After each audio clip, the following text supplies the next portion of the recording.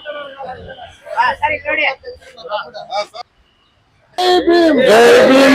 भीम जय जय जय जय जय भीम जय भीम जय भीम जय जय जय जय भीम जय Bhim case base workers union जिंदाबाद जिंदाबाद केस बेस वर्कर्स यूनियन जिंदाबाद जिंदाबाद केस बेस वर्कर्स यूनियन जिंदाबाद जिंदाबाद IPD ಸಾಲಪ್ಪ ಅವರಿಗೆ IPD ಸಾಲಪ್ಪ ಅವರಿಗೆ IPD ಸಾಲಪ್ಪ ಅವರಿಗೆ ಬಾಬಾ ಸಾಹೇಬ್ ಅಂಬೇಡ್ಕರ್ಗೆ ಬಾಬಾ ಸಾಹೇಬ್ ಅಂಬೇಡ್ಕರ್ಗೆ ಬಾಬಾ ಸಾಹೇಬ್ ಅಂಬೇಡ್ಕರ್ಗೆ ಜೈ ಭೀಮ್ ಜೈ ಭೀಮ್ ಬಂಧುಗಳೇ, ಇವತ್ತು 143ನೇ ವಾರ್ಡ್ಗೆ ಬಂದಿದ್ದೀವಿ ಬಂಧುಗಳೇ. 143 ಇವಿಪುರಂ ಏನು ವಿಚಾರಪ್ಪ ಅಂದ್ರೆ ಆಟೋ ಟಿಪ್ಪರ್ ಚಾಲಕರಿಗೋಸ್ಕರ ಇವರಿಗೆ ನಿರಂತರವಾಗಿ 6 ವರ್ಷಗಳಿಂದ ಅನ್ಯಾಯಕ್ಕಿದಂತ ಎಲ್ಲರ ಗಮನದಲ್ಲಿ ಇದೆ. ಹಾಗಾಗಿ ಕರ್ನಾಟಕ ರಾಜ್ಯ ಪೌರ ಕಾರ್ಮಿಕರ ಸಫಾಯಿ ಕರ್ಮಚಾರಿ ಮತ್ತು ವರ್ಕರ್ಸ್ ಯೂನಿಯನ್ ಸಂಪೂರ್ಣವಾಗಿ ಬೆನ್ನೆಲುಬಾಗಿ ನಿಂತುಕೊಂತೀವಿ ಅಂತ ಅಂದ್ಬಿಟ್ಟು ಈ ಮೂಲಕ ತಮ್ಮೆಲ್ಲರಿಗೂ ನಾನು ತಿಳಿಸ್ತಾ ಇದ್ದೀನಿ ಬಂಧುಗಳೇ. ಹಲವಾರು ವರ್ಷಗಳಿಂದ ನಾವು ಆಟೋ ಟಿಪ್ಪರ್ ಚಾಲಕರಿಗೋಸ್ಕರ ಕೆಲಸ ಮಾಡ್ಕೊಂಡು ಬಂದಿದ್ದೀವಿ. ಈಗ ಆಲ್ರೆಡಿ ಕೂಡ ನಾವು ಆಫೀಸ್ ಕೆಲಸ ಏನೇನಿದೆಯೋ ಅದೆಲ್ಲ ಕೂಡ ಸಂಪೂರ್ಣವಾಗಿ ಮುಗಿಸ್ಕೊಂಡಿದ್ದೀವಿ ಬಂಧುಗಳೇ. ಇವಾಗ ಜನಾಂದೋಲನ ಮಾಡ್ತಾ ಇದ್ದೀವಿ. ಜನಾಂದೋಲನ ಅಂತಂದ್ರೆ ವಾಕ್ ಟು ವಾರ್ಡ್ ಅಂತ. ವಾಕ್ ಟು ವಾರ್ಡ್ ಸತತವಾಗಿ 5 ತಿಂಗಳಿಂದ ನಾವು ಇದು 103 ವಾರ್ಡ್ ನಮ್ಮ ವಾರ್ಡ್ 103 ವಾರ್ಡ್ ಇವತ್ತಿನಿಗೆ ನಾವು ಫಿನಿಶ್ ಮಾಡ್ಕೊಂಡಿದ್ವಿ ಬಂಧುಗಳೇ. ಈ 130 ವಾರ್ಡ್ ಕೂಡ ಇವತ್ತು ಆಗೋಯ್ತು. ನಾಳೆ ಇನ್ನ 94 ವಾರ್ಡ್ ಇದೆ ಬಂಧುಗಳೇ. 198 ವಾರ್ಡ್ ಕೂಡ ಸುತ್ತೀವಿ. ಇವ್ರ ಕಷ್ಟ ಏನಾದ್ರು ನಮ್ಗೆ ಸಂಪೂರ್ಣವಾಗಿ ಅರಿವಿದೆ. ನಾನು ಕೂಡ ಒಬ್ಬ ಆಟೋ ಡ್ರೈವರ್ ಬಂಧುಗಳೇ, ನಿಮ್ಗೆಲ್ಲ ಗಮನದಲ್ಲಿರ್ಬೇಕು. ನನ್ನ ಹೆಸರು ಸುಬ್ರಾಡ್ ಅಂತ 43 ಅಲ್ಲಿ ಕೆಲಸ ಮಾಡ್ತಾ ಇರ್ತೀನಿ. ನಾನು ಕೂಡ ಒಬ್ಬ ಆಟೋ ಡ್ರೈವರ್. ಈ ಆಟೋ ಡ್ರೈವರ್ ಕಷ್ಟ ಸುಖ ಏನಾದ್ರು ನಮ್ಗೆ ಸಂಪೂರ್ಣವಾಗಿ ಅರಿವಿದೆ ಬಂಧುಗಳೇ. ಹಾಗಾಗಿ ಈ ಆಟೋ ಟಿಪ್ಪರ್ ಚಾಲಕರು ಕೂಡ ಏನು ಸವಲತ್ತುಗಳ ಬಗ್ಗೆ ಸವಲತ್ತುಗಳು ಏನೇನು ಸಿಗಬೇಕು, ಮೊದಲನೇದಾಗಿ ಬಾಬಾ ಸಾಹೇಬ್ ಅಂಬೇಡ್ಕರ್ ಬೋನಸ್, ಮತ್ತೆ ಎರಡನೇದು ಸಂಕಷ್ಟ ಭತ್ತಿ, ಮತ್ತೆ ಮೂರನೇದು ಬಂದು ಏನು ಬಿಸಿ ಊಟ ಅಂತ ಬರ್ತಾ ಇತ್ತು ಇಸ್ಕಾನ್ದಿಂದ. ಆ ಊಟದ್ದು ಇವಾಗ 1500 ರೂಪಾಯಿ ಅವ್ರ ಅಕೌಂಟ್ಗೆ ಆಗ್ತಾ ಇದ್ದಾರೆ, ನಮ್ಗೆ ಆಗ್ತಾ ಇಲ್ಲ. ದಿವಸಕ್ಕೆ 50 ರೂಪಾಯಿಗೆ 1500 ರೂಪಾಯಿ ಅವ್ರಿಗೆ PK-ಗಳಿಗೆ ಅಕೌಂಟ್ಗೆ ಆಗ್ತದೆ. ಈ ಆಟೋ ಟಿಪ್ಪರ್ ಚಾಲಕರಿಗೆ ಆಗ್ತಾ ಇಲ್ಲ. ಆಮೇಲೆ ಕನಿಷ್ಠ ವೇತನ ಒಂದೊಂದು ವಾರ್ಡ್ ಅಲ್ಲಿ ಒಂದೊಂದು ಸಂಬಳ ಇದೆ ಬಂಧುಗಳೇ. 103 ವಾರ್ಡ್ ತಿರುಗಿದ್ರು ಕೂಡ ಎಲ್ಲಿ ಕೂಡ ಕನಿಷ್ಠ ವೇತನ ಏನು ಒಂದೊಂದು ವಾರ್ಡ್ ಅಲ್ಲಿ ಒಂದೊಂದು ಸಂಬಳ ಎಷ್ಟಪ್ಪ ಅಂತಂದ್ರೆ ಒಂದೊಂದು ವಾರ್ಡ್ ಅಲ್ಲಿ 10,000, 12,000, 8,000, 7,000 ಹಿಂಗೆ ಒಬ್ಬೊಬ್ಬ ಓನರ್ ಒಂದೊಂದು ಸಂಬಳ ಕೊಡ್ಕೊ ಬರ್ತಾ ಇದ್ದಾರೆ. ಎಲ್ಲಿ ಕೂಡ ಕನಿಷ್ಠ ವೇತನ ಯಾವ ವಾರ್ಡ್ ಅಲ್ಲಿ ಕೂಡ ಇಲ್ಲ. ಹಂಗಾಗಿ ಇವ್ರಿಗೆಲ್ರೂ ಕೂಡ ಸವಲತ್ತು ಸಿಗ್ಬೇಕು, ಬಯೋಮೆಟ್ರಿಕ್ ಬರಬೇಕು. ಇದನ್ನಾದ್ರೂ ಇದೆಲ್ಲ ಆದ ನಂತರ ನಮ್ಗೆ ಪರ್ಮನೆಂಟ್ ಆಗ್ಬೇಕು ಬಂಧುಗಳೇ. ಏನು 94% ಕೆಲಸ ಮಾಡೋರು ನಮ್ಮ ಆಟೋ ಟಿಪ್ಪರ್ ಚಾಲಕರು, 6% ಕೆಲಸ ಮಾಡೋರಿಗೆ ಆಗ್ತಾರೆ ಅಂದ್ರೆ ಅವ್ರಿಗೆ ಆಗ್ಬಾರ್ದು ಅಂತ ನಮ್ಗೆ ಉದ್ದೇಶ ಇಲ್ಲ, ಅವ್ರಿಗೆ ಆಗ್ಬೇಕು. ಅವ್ರ ಜೊತೆಯಲ್ಲಿ ಕೂಡ ನಮ್ಮನ್ನು ಕೂಡ ಸರ್ಕಾರಗಳು ಏನಿವತ್ತು ಈ ರಾಜ್ಯದ ಸರ್ಕಾರ ಸಿದ್ದರಾಮಯ್ಯ ಆಗಿರ್ಬೋದು, ಮತ್ತೆ DK ಶಿವಕುಮಾರ್ ಸಾಹೇಬ್ರು ಇರ್ಬೋದು, ಇವರೆಲ್ಲರೂ ಕೂಡ ನಮ್ಮನ್ನ ಗಮನಿಸಿ ನಮಗೆ ಕೂಡ ಪರ್ಮನೆಂಟ್ ಮಾಡ್ಬೇಕು, ನಮಗೆ ಕೂಡ ಸವಲತ್ತು ಸಿಗ್ಬೇಕಂತ ಅಂದ್ಬಿಟ್ಟು ಈ ವಿಡಿಯೋ ಮುಖಾಂತರ ಹೇಳ್ತಾ ಇದ್ರಿ. ಮತ್ತೆ ಇನ್ನೊಂದು ಬಂಧುಗಳೇ, ಈಗ ಆಲ್ರೆಡಿ ಸವಲತ್ತುಗಳು ಕೊಡಿಸಕ್ಕೆ ಒಪ್ಕೊಂಡಿದ್ದಾರೆ. ನಮ್ಮ ಸಂಘ ಹೋಗ್ಬಿಟ್ಟು ಅವ್ರ ಮಾತುಕತೆ ಮಾತಾಡುವಾಗ ಅಧಿಕಾರಿಗಳ ಹತ್ರ ಏನು ಸವಲತ್ತುಗಳು ಸಿಗ್ಬೇಕು, ಬಾಬಾ ಸಾಹೇಬ್ ಅಂಬೇಡ್ಕರ್ ಬೋನಸ್ ಇರ್ಬೋದು, ಸಂಕಷ್ಟ ಭತ್ಯೆ ಇರ್ಬೋದು, ಊಟದ ಕಾಸು ಇರ್ಬೋದು, ಮತ್ತೆ ಏನು ಮರಣ ಪರಿಹಾರ 10 ಲಕ್ಷ ಇರ್ಬೋದು, ಸಂಸ್ಕಾರಕ್ಕೆ 20,000 ಆಗಿರ್ಬೋದು, ಇದೆಲ್ಲ ಕೂಡ ಒಪ್ಕೊಂಡಿದ್ದಾರೆ. ಅದಕ್ಕೆಲ್ಲ ಟಿಕ್ ಮಾರ್ಕ್ ಹಾಕಿದ್ದಾರೆ. ಇದು ನಾಳೆ ನಾಡ್ದೆ ಕೂಡ ಒಂದು ಆದೇಶ ಆಗಿ ಬರುತ್ತೆ. ಈ ಸವಲತ್ತುಗಳು ಒಪ್ಕೊಂಡಾದ್ಮೇಲೆ ಮತ್ತೆ ನಮ್ಮ ಮುಂದೆ ಇರೋದು ಒಂದು ಬಯೋಮೆಟ್ರಿಕ್, ಇನ್ನೊಂದು ಪರ್ಮನೆಂಟ್. ಖಂಡಿತ 100 ಕೂಡ ಈ ಹೋರಾಟ ಮಾಡಿ ಇವರಿಗೆ ಪರ್ಮನೆಂಟ್ ಮಾಡುತ್ತೀವಿ ಅಂತ ಹೇಳ್ತಾ ನನ್ನ ಮಾತು ಮುಗಿಸ್ತಾ ಇದ್ದೀನಿ. ಜೈ ಭೀಮ್, ಜೈ ಕರ್ನಾಟಕ, ಜೈ ಸಾರಪ್ಪ. ಸರ್ ಅದೇ ಈಗ ಹೇಳಿದಲ್ಲ ಸರ್, ಸ್ಯಾಲ್ರಿ ಬಗ್ಗೆ ಬಂದ್ರೆ ಒಂದೊಂದು ವಾರ್ಡ್ ಅಲ್ಲಿ ಒಂದೊಂದು ತರ ಸರ್. ಏನಂತಾರೆ ಗುತ್ತಿಗೆದಾರರು, ನಾವು ಕಮ್ಮಿಗೆ ಹಾಕೊಂಡಿದ್ದೀವಿ, 45,000 ಹಾಕೊಂಡಿದ್ದೀವಿ, 40,000 ಹಾಕೊಂಡು ಹೇಳ್ತಾರೆ ಸರ್. ಅದು ಇರೋದು 64,000 ರೂಪಾಯಿ ಇದೆ ಸರ್ ಒಂದು ಆಟೋಗೆ. ಆ ಲೇಬರ್ ಆಕ್ಟ್ ಪ್ರಕಾರ ಹೋದ್ರೆ ಎಲ್ಲೂ ಕೂಡ ಲೇಬರ್ ಆಕ್ಟ್ ಪ್ರಕಾರ ಸಂಬಳ ಕೊಡ್ತಾ ಇಲ್ಲ ಸರ್. ಯಾಕಂದ್ರೆ ನಾವು ಸಂಬಳ ಕೇಳಿದಾಗ ಅವ್ರು ಗುತ್ತಿಗೆದಾರರು ಏನ್ ಹೇಳ್ತಾರಪ್ಪ ಅಂತಂದ್ರೆ, ನಾವು ಕಮ್ಮಿಗೆ ಹಾಕೊಂಡಿದ್ದೀವಿ, 40,000 ರೂಪಾಯಿ ತಗೊಂಡಿದ್ರೆ ಅದು ನಮ್ಮ ಮನೆ ಬರಲ್ಲ, ನಿಮ್ಮ ಮನೆ ಬರೋದು. ನೀವು ಕಮ್ಮಿಗೆ ಹಾಕೊಳ್ಳೋದು ನಿಮ್ಮನೆ ಬರ. ಕನಿಷ್ಠ ವೇತನ ಕೊಡೋದು ಅದು ಯಾಕಂದ್ರೆ ಸರ್ಕಾರನೇ ನಿಗದಿಪಡಿಸಿದೆ. ಕನಿಷ್ಠ ವೇತನ ಇಲ್ಲ ಅಂತಂದ್ರೆ ಕನಿಷ್ಠ ವೇತನ ಕೊಡ್ಲೇಬೇಕಂತ ಕಮಿಷನರ್ ಸಾಹೇಬರು ಕೂಡ ಮೊನ್ನೆ ಅದೇ ಹೇಳಿದಾರೆ. ಬಸವರಾಜ ಕಬಾಡಿ ಸಾರು ಕಮಿಷನರ್ ನಾವು ಹೋದಾಗ ಇಲ್ಲ ಕನಿಷ್ಠ ವೇತನ ಕೊಡ್ಲೇಬೇಕು, ಅವ್ರು ಎಷ್ಟು ಗಣ ಹಾಕೊಳ್ಳಿ ನಮ್ಗೆ ಸಂಬಂಧ ಇಲ್ಲ, ಕನಿಷ್ಠ ವೇತನ ಏನಿದೋ ಅದು ಕೊಡ್ಲೇಬೇಕಂತ ಹೇಳಿದ್ದಾರೆ ಸರ್. ಹಂಗಾಗಿ ನಾವು ಕೆಲವರು ಕಾಂಟ್ರಾಕ್ಟ್ ಅವರು ಕೇಳುವಾಗ ನಾವು ಕಮ್ಮಿಗೆ ಹಾಕೊಂಡಿದ್ದೆ. ಕಮ್ಮಿಗೆ ಹಾಕೊಳ್ಳೋದು ನಿಮ್ಮನೆ ಬರ ಸರ್, ಅದು ನಮ್ಮನೆ ಬರಲ್ಲ. ನಮ್ಗೆ ಯಾಕೆ ಮೋಸ ಮಾಡ್ತೀವಿ ಅಂತ ನಾವು ಕೇಳಿದ್ವಿ ಸರ್. ಈಗ ಆಲ್ರೆಡಿ ಕೂಡ ಕಮಿಷನರ್ ಒಪ್ಕೊಂಡಿದ್ದಾರೆ, ಕನಿಷ್ಠ ವೇತನ ಕೊಡ್ತೀವಿ. 21,000 ರೂಪಾಯಿ ಆಗಿದೆ ಸರ್ ಕನಿಷ್ಠ ವೇತನ. 21,000 ರೂಪಾಯಿ ನಿಗದಿ ಆಗಿದೆ ಬಂಧುಗಳೇ. 21,000 ರೂಪಾಯಿ ಕನಿಷ್ಠ ವೇತನ ನಿಗದಿ ಆಗಿದೆ. ಇಷ್ಟು ದಿನ 2017ರಲ್ಲಿ 17,180 ರೂಪಾಯಿ ಇತ್ತು. 2020ರಲ್ಲಿ 19,000 ಚಿಲ್ಲರೆ ಇತ್ತು. ಇವಾಗ 2024ರಲ್ಲಿ 21,225 ರೂಪಾಯಿ ಆಗಿದೆ ಬಂಧುಗಳ ಕನಿಷ್ಠ ವೇತನ. ಇದೆಲ್ಲ ಕೊಡಿಸೋಕೆ ಅಧಿಕಾರಿಗಳು ಒಪ್ಕೊಂಡಿದ್ದಾರೆ. ಅದ್ರ ಜೊತೆಗೆ ಏನು ಸವಲತ್ತುಗಳು ಹೇಳ್ದಲ್ಲ, ಬಾಬಾ ಸಾಹೇಬ್ ಅಂಬೇಡ್ಕರ್ ಬೋನಸ್ ಆಗಿರ್ಬೋದು, ಸಂಕಷ್ಟ ಭತ್ಯೆ ಆಗಿರ್ಬೋದು, ಊಟದ ಕಾಸು ಆಗಿರ್ಬೋದು, ಇದೆಲ್ಲ ಕೂಡ ಸವಲತ್ತು ಒಪ್ಕೊಂಡಿದ್ದಾರೆ. ಈ ಆದೇಶ ನಾಳೆ ನಾಡಿದ ಹೊರಗೆ ಬರುತ್ತೆ. ಎಲ್ಲ ಕೂಡ ಒಪ್ಕೊಂಡು ನೀವು ಸಂಕಷ್ಟ ಭತ್ಯೆ ಇದು ಮತ್ತೆ ಈ ಊಟದ ಕಾಸು ಎಲ್ಲ ಟೋಟಲ್ 24,500 ರೂಪಾಯಿ ಪೇಮೆಂಟ್ ಬರುತ್ತೆ ಬಂಧುಗಳೇ. ಇದರಲ್ಲಿ ಯಾವುದೇ ಸಂದೇಶ ಇಲ್ಲ. ಮತ್ತೆ ನಮ್ಮ ಮುಂದೆ ಇರೋದು ಒಂದು ಬಯೋಮೆಟ್ರಿಕ್, ಒಂದು ಪರ್ಮನೆಂಟ್. ಇದು ಕೂಡ ಹಂತವಾಗಿ ಮಾಡ್ತೀವಿ ಅಂತ ಹೇಳಿದ್ದಾರೆ. ಮತ್ತೆ ಅವ್ರ ಮಾತು ಮೇಲೆ ನಮಗೆ ನಂಬಿಕೆ ಇಲ್ಲ. ನಾವು ಕೂಡ 198 ವಾರ್ಡ್ ತಿರುಗಿ ಆಮೇಲೆ ಕಾರ್ಮಿಕರನ್ನೆಲ್ಲ ಜೊತೆ ಕೂಡಿಸ್ಕೊಂಡು ಕಾರ್ಮಿಕರು ವಿಶಾಸಿತ್ತಲ್ಲಿ ಕಾರ್ಮಿಕರನ್ನೇ ಕೇಳಿ ಏನ್ ಮಾಡ್ಬೇಕು, ಹೆಂಗ್ ಮಾಡ್ಬೇಕಂತ ಅಂದ್ಬಿಟ್ಟು ಅವ್ರು ಮತ್ತೆ ಏನು ಬೆಂಗಳೂರಲ್ಲಿ ಸಂಘ ಸಂಸ್ಥೆಗಳಿದೆಯೋ ಆ ಸಂಘ ಸಂಸ್ಥೆಗಳು ಎಲ್ಲರನ್ನೂ ಒಗ್ಗೂಡಿಸ್ಕೊಂಡು ಸಂಘ ಸಂಸ್ಥೆಗಳು ಮಾತಾಡ್ಕೊಂಡು ಮತ್ತೆ ಮುಂದಿನ ನಿರ್ಧಾರ ತಗೊಂತೀವಿ sir. Thank you sir. KSPS workers ಯೂನಿಯನ್ಸ್ಗೆ ತುಂಬಾ ಖುಷಿ ಆಯ್ತು. ಯಾಕಂದ್ರೆ ನನ್ನೊಬ್ಬರಂತ ನಮ್ ಕಷ್ಟ ಅಲ್ಲ, ಇಡೀ ಬೆಂಗಳೂರು ಕರ್ನಾಟಕದಲ್ಲೇ ಎಷ್ಟೋ ಜನಗೆ ಡ್ರೈವರ್ಗೆ ಕ್ಲೀನರ್ಗಳಿಗೆ ಸ್ಯಾಲ್ರಿ ಕೆಲಸ ಬೆಳಗ್ಗೆ 6 ಗಂಟೆ ಎದ್ದು ಬಂದ್ತೀವಿ.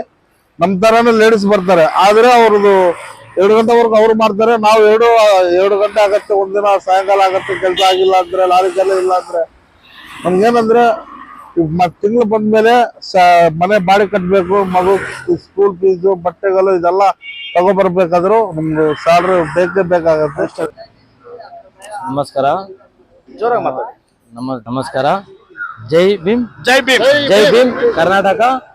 ತರ ಇವಾಗ ನಾವು ಆಟೋ ಚಾಲಕರು, ನಾವು ಆಟೋ ಡ್ರೈವರು, ಆಟೋ ಕ್ಲೀನರು, ಅವರು ಪೀಕ್ ಅವ್ರು ಹೆಂಗ್ ಕೆಲಸ ಮಾಡ್ತಾರ ಆ ತರ ನಾವು ಕೆಲಸ ಮಾಡ್ತಾ ಇದೀವಿ. ಅವರು 9 ಡೆಲ್ಲಿ ಕೆಲಸ ಮಾಡ್ತಾ ಇದ್ರೆ ನಾವು ಒಂದಾಟ ನಾವು ಎಲ್ಲ ಮಾಡ್ತಾ ಇದೀವಿ. ಅವರಿಗೆ ತಿಂಗಳು ಸಂಬಳ ಕರೆಕ್ಟಾಗಿ ಬೀಳ್ತಾ ಇದೆ. ಎಲ್ಲ ಅವ್ರಿಗೆ ಅಂಬೇಡ್ಕರ್ ಬರ್ತಾ ಇದೆ, ಎಲ್ಲ ಬರ್ತಾ ಇದೆ. ನಮಗೆ ಯಾವ್ದು ಬರ್ತಾ ಇಲ್ಲ, ಸಂಬಳ ಕರೆಕ್ಟಾಗಿ ಬರ್ತಾ ಇಲ್ಲ. ಜೈ ಭೀಮ್. ನಮಸ್ಕಾರ ಎಲ್ಲರಿಗೂ. ನಮಸ್ಕಾರ. ನಾವು ಇಲ್ಲ ಆಟೋ ಚಾಲಕರು, ನಾವು ಒಂದು ಆಟೋ ಡ್ರೈವರ್ ಇಲ್ಲ. ನಮಗೂ ವರ್ಕರ್ಸ್ಗೆ ನಮಗೂ ಬಯೋಮೆಟ್ರಿಕ್ ಬರ್ಬೇಕಂತ ಹೇಳ್ತಾ ಇದಾರೆ. 6 ವರ್ಷದಿಂದ ಹಿಂಗೆ ಹೇಳ್ತಾ ಇದಾರೆ, ನಮ್ಗೆ ಆಗ್ತಾನೆ ಇಲ್ಲ. ನಾವು ಸುಮಾರು ಒಂದು 32 ಜನ ಇದೀವಿ. ನಮ್ಗೆ ಇವಾಗ ಅಂತ ಯಾರು ಬರ್ತಾರೆ, ಹೇಳ್ತಾರೆ, ಹೋಗ್ತಾ ಇರ್ತಾರೆ. ಇವಾಗ KS ಸಂಘದವ್ರು ಬಂದ್ಬಿಟ್ಟು ನಮ್ಗೆ ಒಳ್ಳೇದು ಮಾಡ್ತಾ ಇರ್ತಾರೆ. ದೇವ್ರು ಒಳ್ಳೇದು ಮಾಡ್ಬೇಕಂತ ನಾವು ಬೇಡ್ಕೊಂತ ಇದೀವಿ. ನಾವೇನೇ ಕೇಳಿದ್ರೆ ನಮ್ಮನ್ನ ಸಂಘದ ಮಾಡ್ತಿದ್ರೆ ಅದು ಮಾತಿಂದ ನಿಲ್ಲಿಸ್ಬಿಡ್ತಾರೆ ಕೆಲಸದಿಂದ ನಮ್ಮನ್ನ. ನಮ್ಗೆ ತುಂಬಾ ಮೋಸ ಆಗ್ತಾ ಇದೆ. ಸಾಹೇಬ್ರು ಯಾರೋ ಬಸವರಿದ್ರು, ಮುಂಬೈ ಬಸವರಿದ್ರು, ಮಾಡ್ತೀನಿ ಅಂದ್ರು, ಅವ್ರು ಹಿಂಗೆ ಮಾಡ್ಬಿಟ್ರು.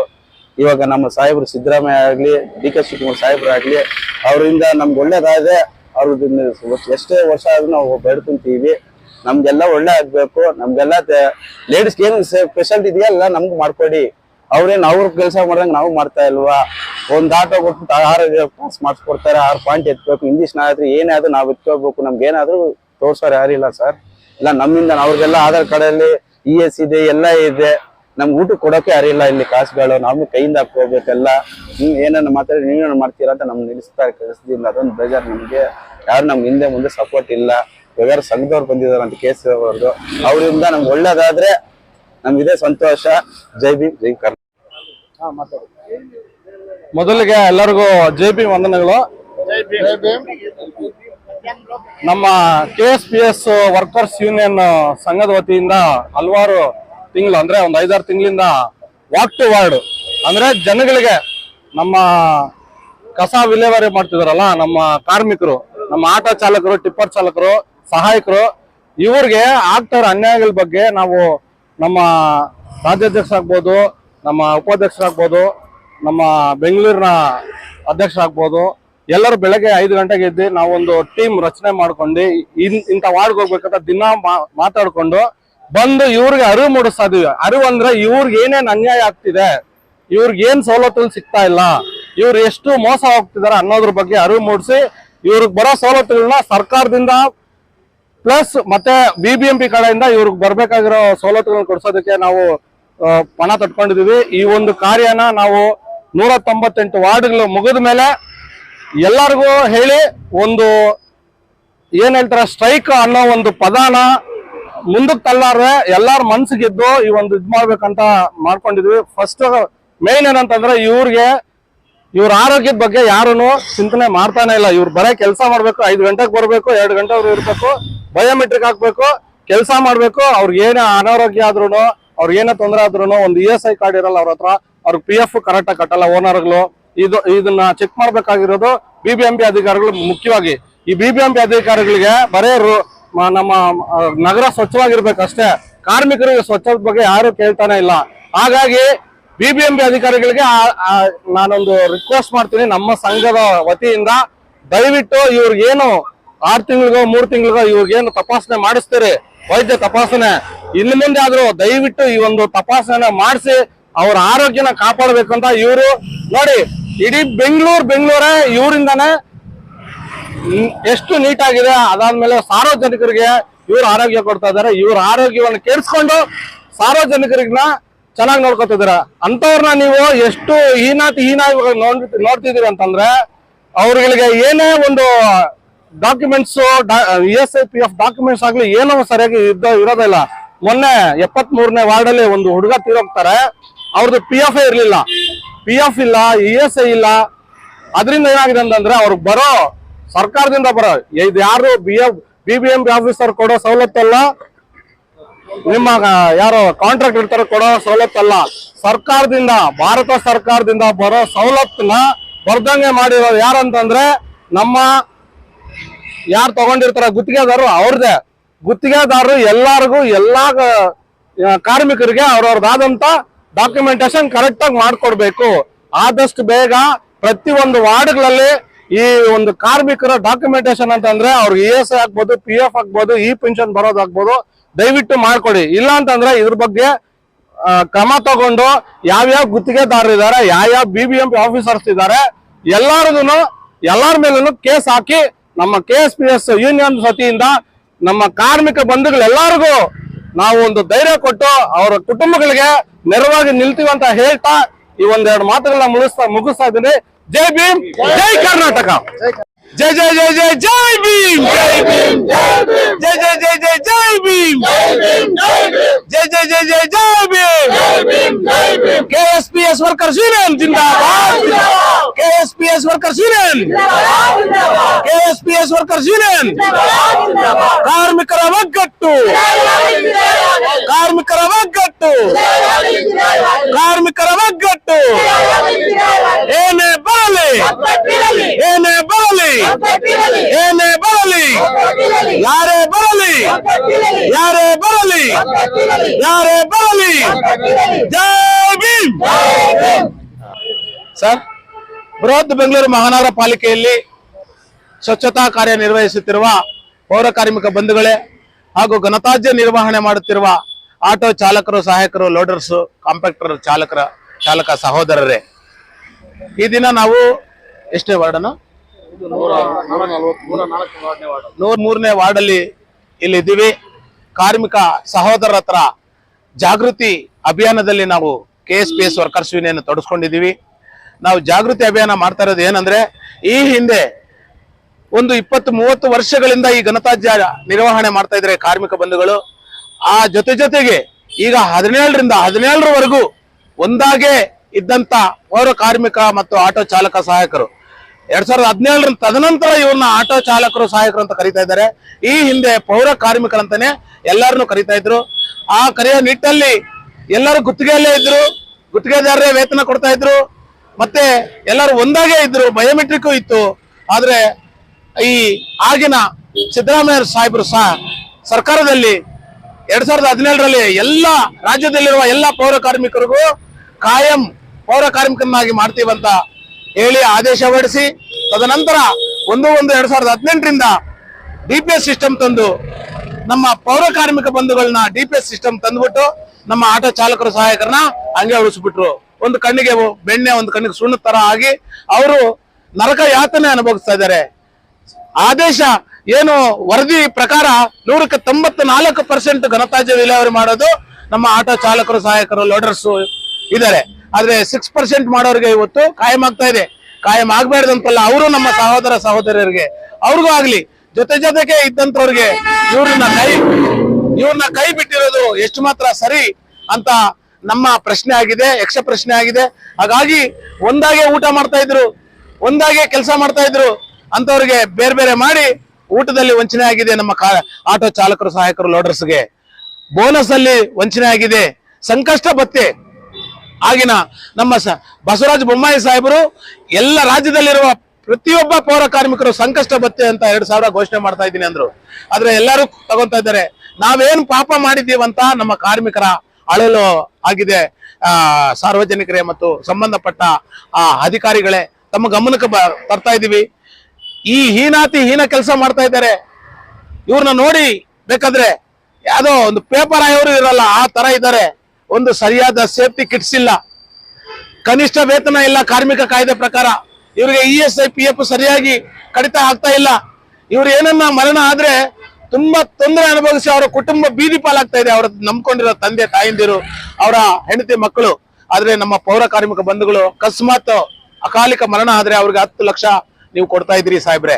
ಆದ್ರೆ ಇವ್ರು ಏನ್ ಪಾಪ ಮಾಡಿದ್ದಾರೆ? ಮತ್ತೆ ಮರಣ ಶವ ಸಂಸ್ಕಾರಕ್ಕೆ 20,000 ಕೊಡ್ತಾ ಇದ್ರಿ. ಇವ್ರು ಏನ್ ಪಾಪ ಮಾಡಿದ್ದಾರೆ? ಸಂಕಷ್ಟ ಭತ್ಯೆಯಿಂದ ವಂಚನೆ ಆಗಿದ್ದಾರೆ, ಬೋನಸ್ ಇಂದ ವಂಚನೆ ಆಗಿದ್ದಾರೆ, ಊಟದಲ್ಲಿ ವಂಚನೆ ಆಗಿದ್ದಾರೆ.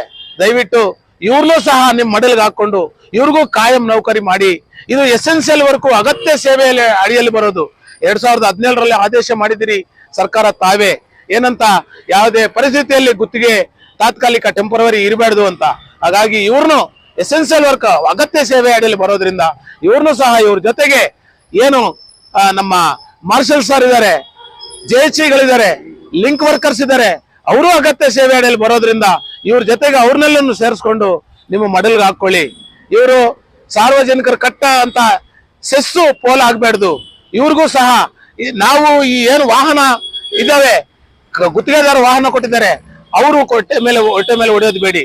ಆ ಆಟೋಗಳು ವಾಹನಗಳು ಏನಿದೆ ಅದು ಬೇಕಾದ್ರೆ ಗುತ್ತಿಗೆ ತಗೊಂಡು ಹೈರ್ ಮಾಡ್ಕೊಂಡು ಈ ಕಾರ್ಮಿಕರನ್ನು ಮಾತ್ರ ನಿಮ್ಮ ಮಡಲ್ಗೆ ಹಾಕೊಂಡು ಇವ್ರಿಗೆ ನೇರ ವೇತನದಲ್ಲಿ ತಗೊಂಡ್ಬಂದು ಇವ್ರಿಗೂ ಸಹ ಕಾಯಂ ಮಾಡ್ತೀರಂತ ಈ ವಾಟ್ಸ್ಆಪ್ ವಿಡಿಯೋ ಮುಖಾಂತರ ತಮ್ಮಲ್ಲಿ ಬೇಡ್ಕೊಳ್ತಾ ಇದ್ದೀವಿ. ದಯವಿಟ್ಟು ನಾವು ಇವರು ಸ್ಟ್ರೈಕ್ ಮಾಡೋರಲ್ಲ, ಸ್ಟ್ರೈಕ್ ಮಾಡಿ ಸಾರ್ವಜನಿಕರಿಗೆ ಅವ್ರಿಗೆ ಹಾನಿ ಮಾಡೋರಲ್ಲ. ಯಾಕಂದ್ರೆ ಸಾರ್ವಜನಿಕರು ಕೊಡೋ ಸೆಸ್ ಹಣದಲ್ಲೇ ಈ BBMP ನಡೀತಾ ಇದೆ. ಇವ್ರಿಗೆ ಗುತ್ತಿಗೆದಾರಗಾಗ್ಲಿ ಅಥವಾ ಇವ್ರಿಗಾಗ್ಲಿ ವೇತನ ಬರ್ತಾ ಇದೆ ಅಂದ್ರೆ ನಮ್ಮ ಸಾರ್ವಜನಿಕ ಪ್ರಭುಗಳು ಕೊಡ್ತಾ ಇರೋ ಸೆಸ್ ಹಣದಿಂದಾನೆ. ಹಾಗಾಗಿ ಸಾರ್ವಜನಿಕರು ಸಹಕರಿಸಬೇಕು. ಇವ್ರಿಗೆ ಅನ್ಯಾಯ ಆಗ್ತಾ ಇದೆ, ಆಟೋ ಚಾಲಕರು ಸಹಾಯಕರು ಲೋಡರ್ಸ್ ಗಳಿಗೆ ಅನ್ಯಾಯ ಆಗ್ತಾ ಇದೆ. ಇವ್ರನ್ನು DPS ಸಿಸ್ಟಮ್ ತರಬೇಕಂತ ಹೇಳ್ತಾ, ಇವರಿಗೆ ಕಾರ್ಮಿಕ ಕಾಯ್ದೆ ಪ್ರಕಾರ ಕನಿಷ್ಠ ವೇತನಗಳು ಸವಲತ್ತುಗಳು ಸಿಗ್ತಾ ಇಲ್ಲ, ಸಂವಿಧಾನಾತ್ಮಕವಾಗಿ ಸಿಗ್ಬೇಕಾದಂತ ಸವಲತ್ತುಗಳು ಸಿಗ್ತಾ ಇಲ್ಲ. ಸಫಾಯಿ ಕರ್ಮಚಾರಿ ಕಾಯ್ದೆ ಉಲ್ಲಂಘನೆ ಆಗ್ತಾ ಇದೆ, RTO ಕಾಯ್ದೆ ಉಲ್ಲಂಘನೆ ಆಗ್ತಾ ಇದೆ. ಯಾಕಂದ್ರೆ ಒಂದು ವಾಹನಕ್ಕೆ ಇಬ್ಬರು ಇರಲೇಬೇಕು, ಚಾಲಕರು ಸಹಾಯಕರು. ಒಂದೊಂದು ವಾಹನದಲ್ಲಿ ಒಬ್ಬೊಬ್ಬರೇ ಇರ್ತಾರೆ. ಅಂತದ್ರಲ್ಲಿ ಅನ್ಎಕ್ಸ್ಪೆಕ್ಟೆಡ್ ಆಗಿ ಏನನ್ನ ಅಪಘಾತಗಳಾದ್ರೆ ಯಾರು ಹೊಣೆ? ಹಾಗಾಗಿ ಮತ್ತೆ ಎಲ್ಲ SC STಗಳೇ ಇರೋದ್ರಿಂದ ಆ ಸಮುದಾಯದ ಪರಿಶಿಷ್ಟ ಜಾತಿ ಪರಿಶಿಷ್ಟ ವರ್ಗದ ಸಮುದಾಯದ ಜನಗಳೇ ಆಗಿರೋದ್ರಿಂದ ಇವ್ರಿಗೆ ಏನನ್ನ ಅನ್ಯಾಯ ಮಾಡಿದ್ರೆ ಅವ್ರಿಗೂ ಒಂದು ಕಾಯ್ದೆ ಅನ್ನೋದಿದೆ ಸಾಹೇಬ್ರೆ. ಇಂಥದಕ್ಕೆಲ್ಲ ಅವಕಾಶ ಕೊಡದಂಗೆ ಇವ್ರನ್ನ BBMPಯಲ್ಲಿ ವಿಲೀನ ಮಾಡಿ, ಆಗ ಆದೇಶ ಏನಿದೆ ಸ್ಥಳೀಯ ಸಂಸ್ಥೆಗಳಲ್ಲಿ ವಿಲೀನ ಮಾಡಿ 2 ವರ್ಷ DPS ಸಿಸ್ಟಮ್ ತಂದು ಮತ್ತೆ ಹಂತ ಹಂತವಾಗಿ ಕಾಯಂ ಮಾಡ್ತೀರಂತ. ಈಗ ಕಾಯಂ ಪ್ರಕ್ರಿಯೆ ನಡೀತಾ ಇದೆ. ಇವರು ಒಂದಾಗೆ ಇದ್ರು. ದಯವಿಟ್ಟು ಬೇರೆ ಬೇರೆ ಮಾಡಬೇಡಿ. ಇವ್ರನ್ನು ನಿಮ್ಮ ಮಡಲ್ಗೆ ಹಾಕೊಳ್ಳಿ. ಇವ್ರನ್ನ DPS ಸಿಸ್ಟಮ್ ತಂದುಬಿಟ್ಟು ಇವ್ರನ್ನ ಕಾಯಂ ಪೌರ ಕಾರ್ಮಿಕರನ್ನಾಗಿ ಮಾಡಿ, ಈಗ ತಾತ್ಕಾಲಿಕವಾಗಿ ಇವ್ರಿಗೆ ಸವಲತ್ತುಗಳಿದೆಯಲ್ಲ, ಕನಿಷ್ಠ ಸೌಲಭ್ಯಗಳು, ಕನಿಷ್ಠ ಏನು ಫಂಡಮೆಂಟಲ್ ರೈಟ್ಸ್, ಮೂಲಭೂತ ಹಕ್ಕುಗಳು ಅಂತಾರೆ, ಅದನ್ನು ಕೊಡ್ಲಿಲ್ಲ ಅಂದ್ರೆ ನಾವು ಇವ್ರನ್ನ ಪ್ರಾಣಿಗಳ ತರ ನೋಡ್ದಂಗಲ್ವಾ. ಅದರಿಂದ ದಯವಿಟ್ಟು ಸಂಬಂಧಪಟ್ಟ ಅಧಿಕಾರಿಗಳಿಗೆ ತಮ್ಮ ಗಮನಕ್ಕೆ ತರ್ತಾ ಇದ್ದೀನಿ. ಇವ್ರಿಗೂ ಸಂವಿಧಾನಾತ್ಮಕವಾಗಿ ಸಿಗ್ಬೇಕಾದ ಸವಲತ್ತುಗಳು ಕೊಟ್ಟು ಇವ್ರನ್ನ ಕಾಯಂ ಪೌರ ಕಾರ್ಮಿಕರನ್ನಾಗಿ ಮಾಡ್ತೀರಂತ ನಿಮ್ಮಲ್ಲಿ ಕೇಳ್ಕೊಂತ ಇದ್ದೀನಿ. ಜೈ ಭೀಮ್. ಜೈ